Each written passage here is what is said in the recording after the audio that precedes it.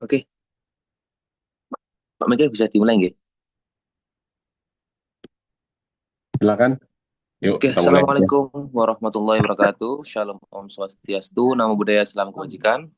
Rahayu, Rahayu, Rahayu. Oke, teman-teman. Selamat malam semua. Nah, kali ini selamat datang di Keluar Publik 2, arsip dari arsip seni ke acara seni.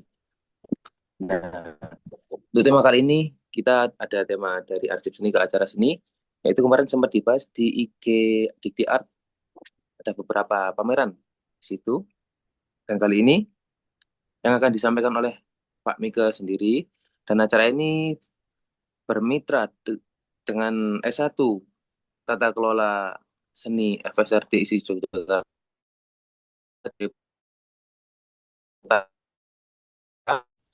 Prodi Seni Rupa Murni FB.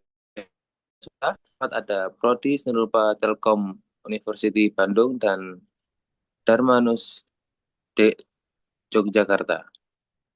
Oke, sudah makan waktu untuk bergabung pada malam hari ini. Melalui Zoom ini sangat senang bisa bertemu dengan banyak peserta pada malam hari ini. Oke, langsung saja teman-teman. Dan pada hari ini akan disampaikan oleh Pak Mega. Terima kasih, Danika. Eh, saya mulai ya. Selamat malam teman-teman. Assalamualaikum warahmatullahi wabarakatuh. Hari ini dalam dalam 2 hari ini kita berduka atas insiden yang ada di Jakarta.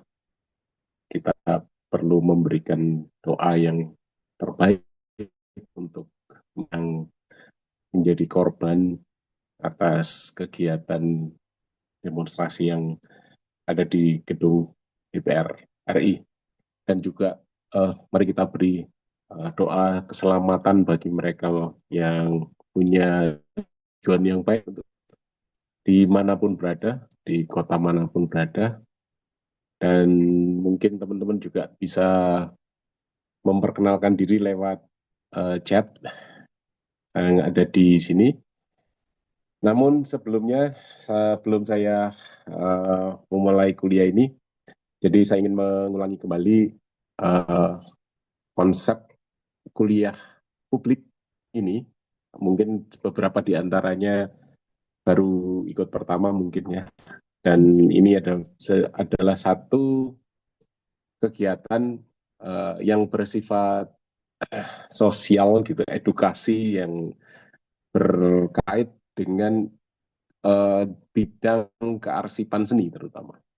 Nah, saya sebagai narasumber, saya Mika Susanto yang menjadi menjadi pemateri sepanjang mungkin beberapa kali ke depan, beberapa minggu ke depan kita akan bertemu kembali, berdiskusi dan mungkin juga akan banyak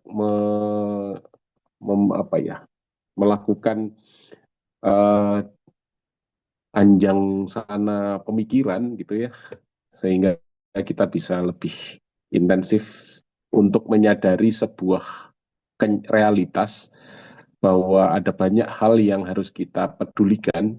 Salah satu di antaranya adalah perihal arsip, mulai dari arsip keluarga sampai uh, milik negara.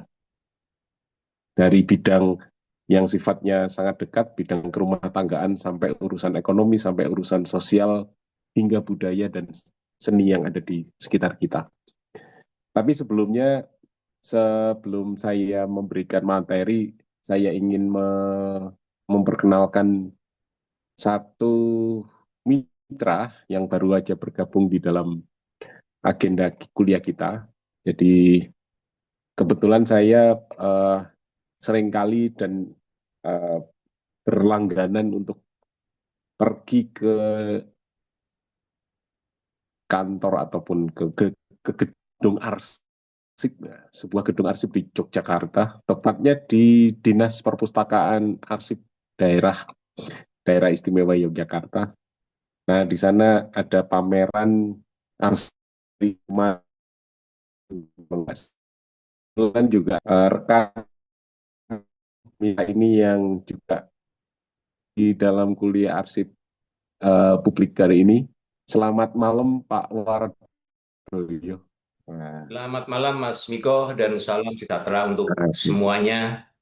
Semoga salam sehat Iya, yang selalu kita jaga karena amin. cuaca saat ini sangat kurang mendukung Mantap. terhadap kesehatan.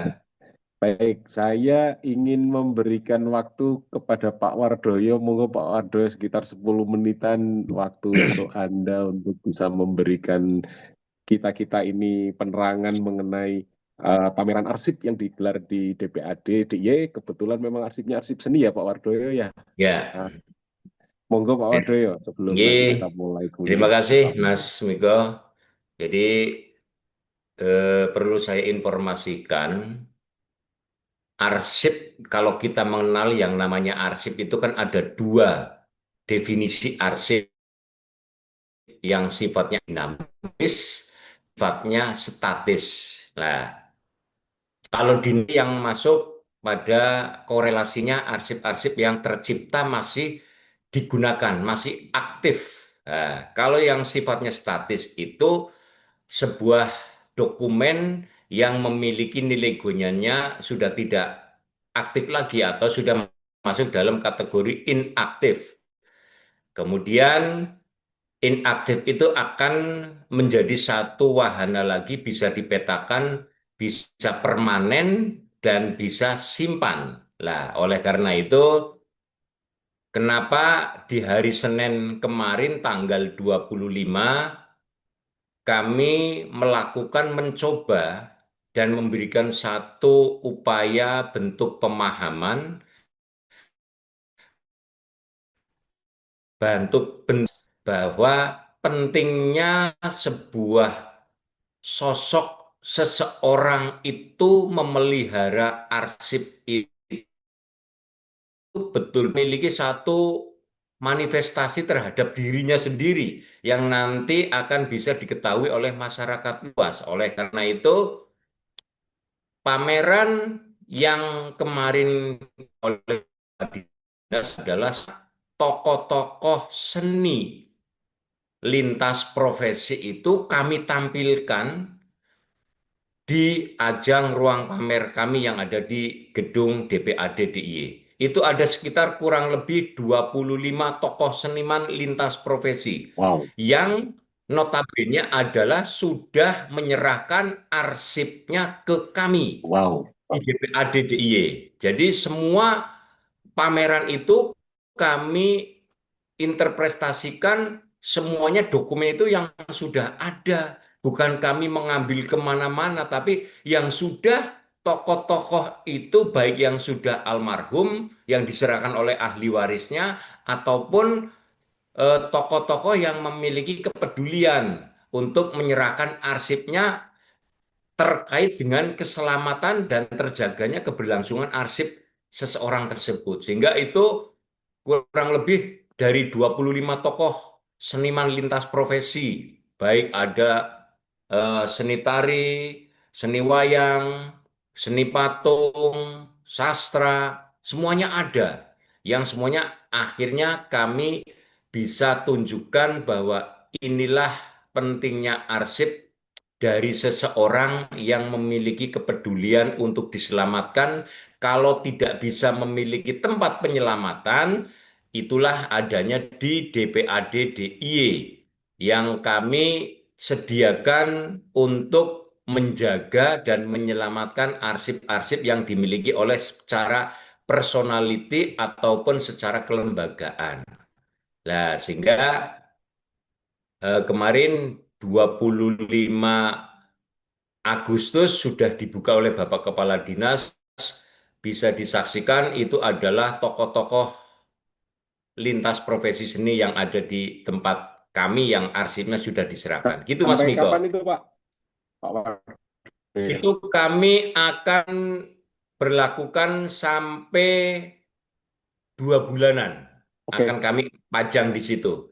Karena nanti di bulan November, awal bertepatan dengan 10 November, kami akan berganti tema adalah tentang kepahlawanan.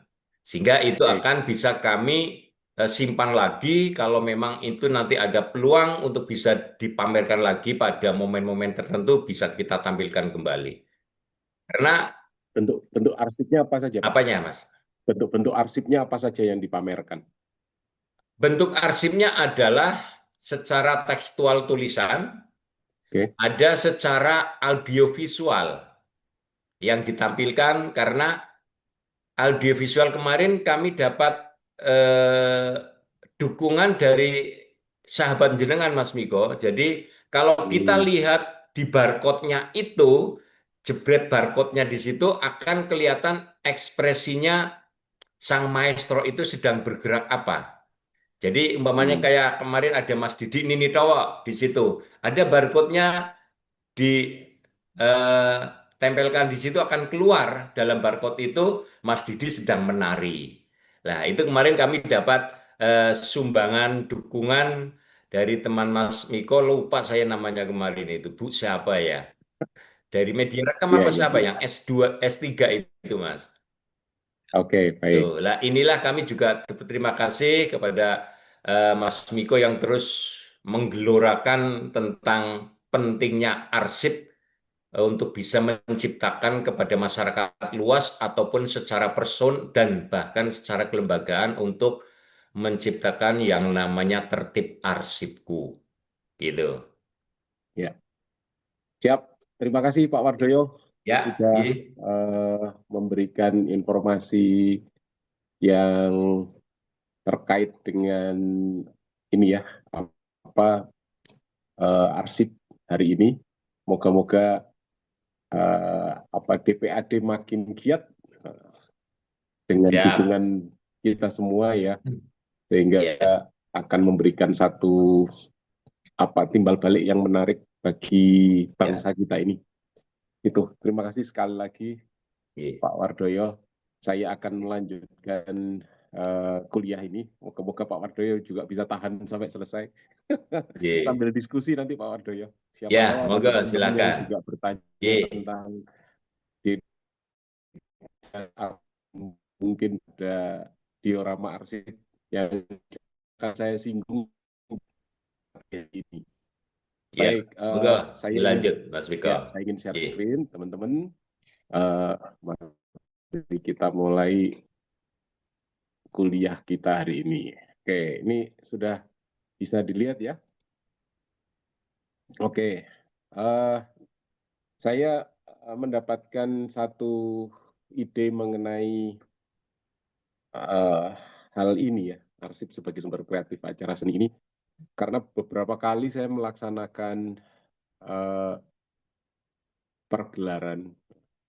Kalau nyebut pergelaran ya, bukan pagelaran ya. Pagelaran itu tempat.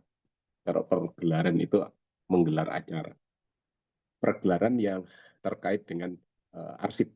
Nah, dalam konteks ini kita akan sharing ter, terutama pada aspek-aspek bagaimana menggerakkan arsip dalam konteks acara publik ya. Jadi nanti apakah ada korelasinya dengan cara kita membentuk arsip untuk pameran atau bagaimana sejauh ini agenda-agenda di seluruh dunia itu merespon arsip. Nah, ini ada beberapa hal yang penting. Apa yang paling penting yang harus kita ingat terlebih dahulu ya ketika kita ngomongin pameran atau festival atau pergelaran lain. Dan mengapa kita perlu belajar mengenai topik ini? Nah, ini saya coba untuk tuliskan secara khusus gitu ya, bahwa hari ini tren global sudah sangat giat membawa arsip ke dalam sebuah pergelaran. Jadi bukan hanya di kita atau orang kita membicarakan arsip, sesungguhnya sudah beberapa tahun, satu dekade ini, tren global menggelar pameran berbasis arsip itu sangat kencang dan perkembangannya sangat pesat. Dan tentu saja ini didukung juga karena arsip itu tidak berhenti hanya sebagai barang yang disimpan, tetapi menjadi titik tolak kreativitas, di mana kita itu setelah dikelola, arsip itu setelah dikelola oleh lembaga itu, nah ini mau diapain gitu. Nah, itu di alasan mengapa kita perlu belajar mengenai topik ini. Yang ketiga alasannya adalah kebangkitan minat masyarakat terhadap memori kolektif, ya, dan sejarah lokal. Jadi kita sedang berebut dengan banyak wilayah, banyak di seluruh dunia untuk membuka semua hal di sekitar kita ini, di kampung kita, di desa kita, di kabupaten kita itu seringkali sudah banyak sekali agen-agen kebudayaan yang menulis berdasarkan arsip-arsip yang ditemukan di sekitar kita. Nah, dalam konteks hari ini kita sedang mempelajari atau nanti kita akan berdiskusi mengenai bagaimana menyosialisasikan. Kalau kemarin alur dan arsip ini kan dibahas satu-satu dalam singkat ya, dibahas satu-satu dalam konteks ruang lingkup pengelolaannya yang kotak ini, sebelah kiri ini, kemudian keluar mengalami proses yang bermacam-macam ini. Nah, hari ini kita akan bicara mengenai sosialisasinya. Jadi saya tidak mungkin menerangkan satu persatu, mulai dari nomor 1 sampai nomor 9, karena ini memang kuliah publik ya, jadi sehingga tidak kadang-kadang ya bicarakan. Nah, ini sosialisasi melalui publikasi maupun event. Nah, apa sesungguhnya yang pertama yang harus kita camkan ketika kita mendengar atau mengikuti konsep atau filosofi arsip dalam pameran seni? Yang pertama tentu aja Anda atau kita sebagai penyelenggara pameran wajib memiliki archival mindset. Jadi itu harus bisa memberikan satu tambahan penting yang terkait dengan persoalan mindset ini dulu. Jadi harus kita dulu. Jangan sampai kemudian kita hanya ingin pameran tapi tidak punya archival mindset. Apa itu archival mindset? Ya, yang kedua itu tidak prinsip dasar kearsipan, yakni provenance atau asal usul dan original order. Original order itu adalah satu bentuk agar kita ketika mencari arsip itu kita harus mengembalikan lagi dengan benar dan baik, ya, itu original order. Jadi seperti aslinya lah gitu. Jadi kita ngikuti, kalau kita udah ngambil di perpustakaan buku itu ya kita balikin yang ya di situ biar orang nggak bingung. Jadi itu harus kita yang juga kerja baik, kerja baik gitu ya. Itu harus kita tanamkan sejak awal. Karena itu makanya kuliah ini sangat penting bagi saya, bagi kita semua untuk saling memberi kesadaran baik kepada saya pribadi maupun teman-teman. Nah, tentu aja pameran tidak hanya sekedar menampilkan material ya, tapi harus turut mengilustrasikan atau menggambarkan gagasan atau sebuah proses yang ada atau yang terjadi di balik keberadaan material itu. Artinya kita harus jujur dalam segala hal terkait realitas yang terkait dengan arsip tersebut. Artinya jujur ya salah satunya kalau Anda pinjem ya harus ditulis lah ini milik siapa gitu ya. Kalau ini dapat dari lembaga tertentu ya kita minta izinnya dengan cara menyebutkannya siapa pemiliknya gitu ya. Yang paling runyam dan masalah sekarang itu ya kalau dari Google hanya ditulis google.com gitu, nggak jelas itu. Itu bukan milik Google sebenarnya foto itu ya. Foto itu pasti ada. Biasakan menyampaikan link di mana website itu menampilkan arsip tersebut. Itu jauh lebih baik, dan kalau ada